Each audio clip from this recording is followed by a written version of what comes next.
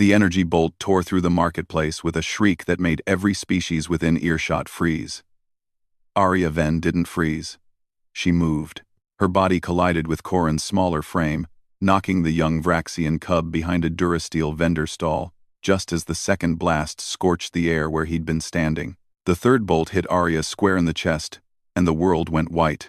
She had been on Station Kepler 7 for 3 standard months, working as a freight coordinator. Humans were still new to the galactic community, still proving themselves worthy of a seat at the table with species that had been traveling the stars for millennia. Most regarded humanity with polite curiosity, some with barely concealed disdain.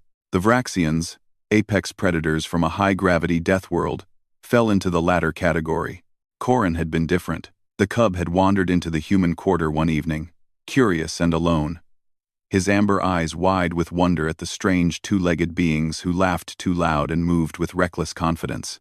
Arya had found him staring at a street musician, mesmerized by the guitar strings producing sounds his people never created.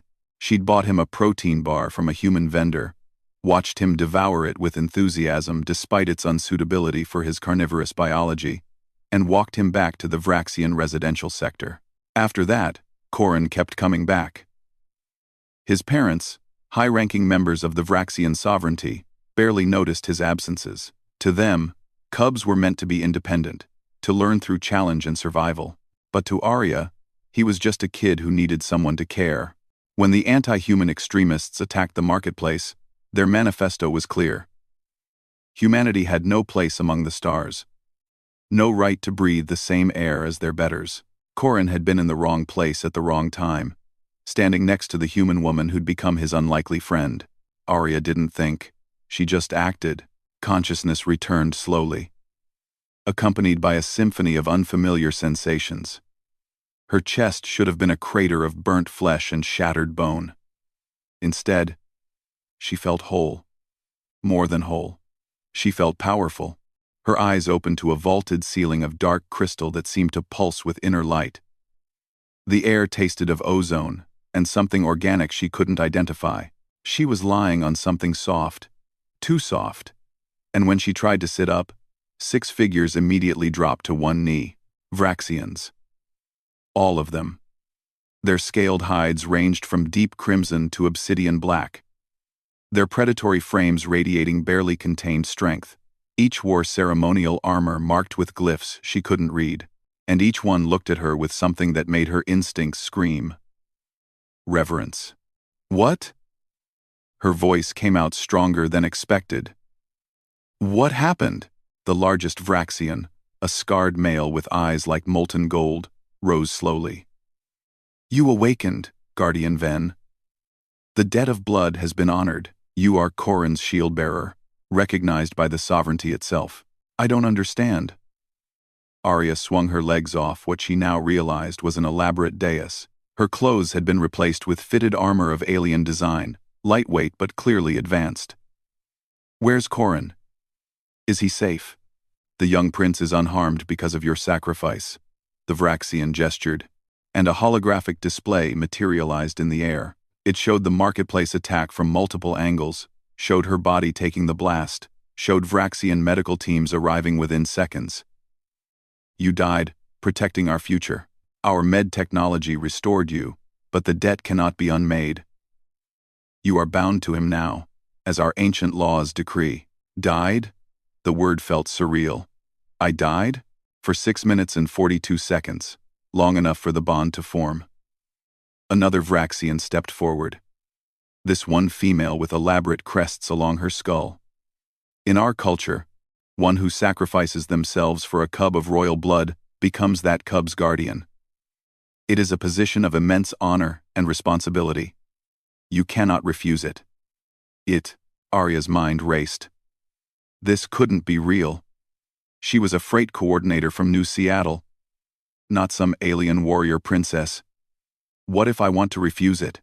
The room went deathly silent.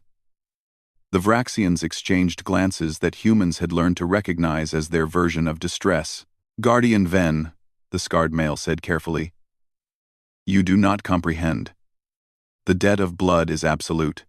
You are now Corin's protector until he reaches maturity.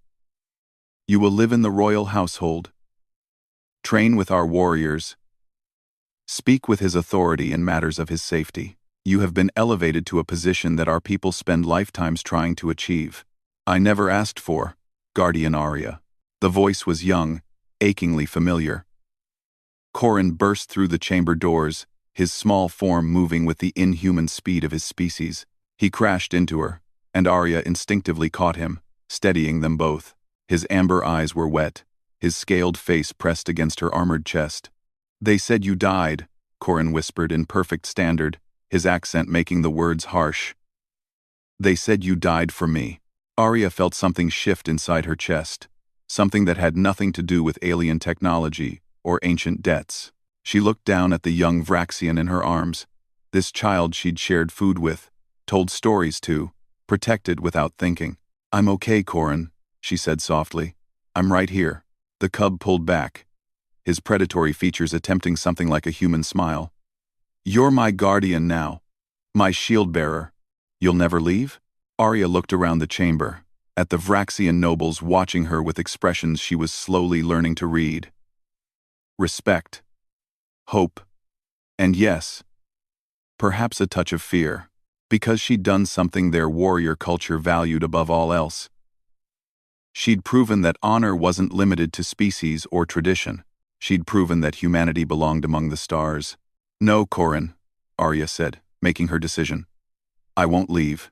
The throne she never asked for suddenly felt a little less foreign beneath her, and when the Vraxians lowered themselves in formal salute, their fists striking their chests in unison, Arya Ven understood that she hadn't just saved a child's life. She'd changed the galaxy's understanding of what it meant to be human, one selfless act at a time.